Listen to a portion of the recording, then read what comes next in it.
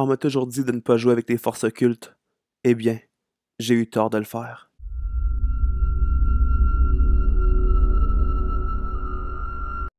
Allô les fans de culte, j'espère que vous allez bien.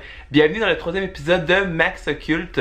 Aujourd'hui, je vais vous parler de la Dame Blanche. L'appellation Dame Blanche est donnée à des mythes ou à des appellations de nature diverses. Il peut s'agir soit d'entités surnaturelles comme les fées, les sorcières ou d'annonciatrices de mort prochaine, soit des femmes décédées qui hantent des châteaux ou bien des autostoppeuses fantômes. Il y a beaucoup de personnes qui disent que la Dame Blanche aurait un rapport avec Bloody Mary, mais il n'y a aucun rapport entre les deux. Mais aujourd'hui, on va surtout parler d'autostoppeuses fantômes parce qu'il y a quand même énormément de trucs à ce sujet. Souvent, on raconte qu'à plusieurs endroits, une femme vêtue de blanc portant un châle qui cacherait son visage apparaîtrait. Il existe plusieurs versions des apparitions de la Dame Blanche, mais la plus populaire, il s'agit de l'autostoppeuse fantôme. Si vous la prenez sur le bord de la rue, elle vous prévient de faire attention juste avant un virage et disparaît tout de suite après le virage. À ce moment, comptez-vous chanceux, vous êtes sauf. Par contre, si vous la laissez en plan, vous provoquerez un accident fatal dans le virage. Ce serait un présage de mort. À ce moment, vous allez voir un petit extrait d'une vidéo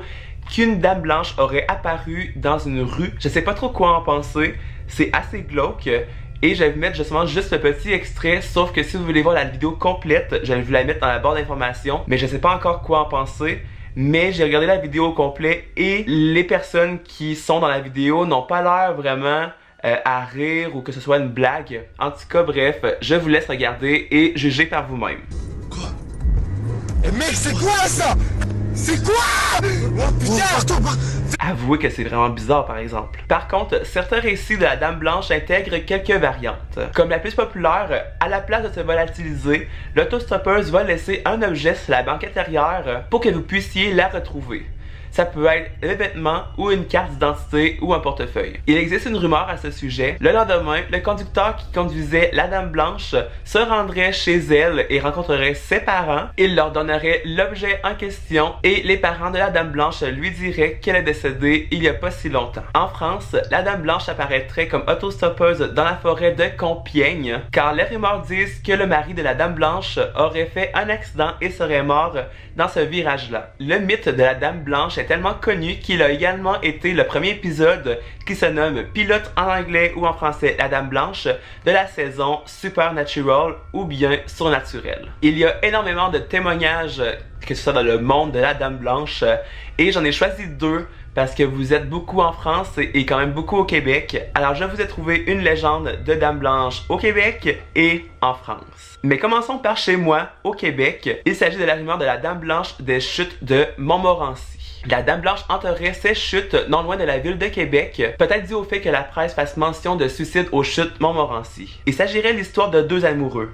Mathilde et Louis. En 1759, ils furent séparés par une attaque anglaise, repoussés par les habitants. Louis, étant parti au combat, ne revient pas avec les autres combattants. Mathilde le chercha et retourna à sa ferme où elle prit avec elle la robe blanche qu'elle devait mettre pour son mariage. Malheureusement, elle le retrouva sans vie près de la chute de la rivière. Folle de douleur, elle se jeta dans la chute, habillée de sa robe de mariée. Les habitants prétendent encore qu'elle hante les soirs d'automne les abords de la chute afin de retrouver son mari. La robe de mariée serait maintenant accrochée à un arbre entre la route et la chute. Par contre, prenez garde. Si vous avez le malheur de décrocher la robe de mariée de la Dame Blanche, alors celle-ci fera en sorte que votre mariage sera une catastrophe. Et pour les personnes qui ne sont pas mariées, vous aurez une mort atroce et très souffrante. Pensez-y à deux fois. Maintenant, passons au deuxième témoignage. Il s'agit de la Dame Blanche de Chapérilan dans l'Isère. Ce témoignage provient d'un médecin.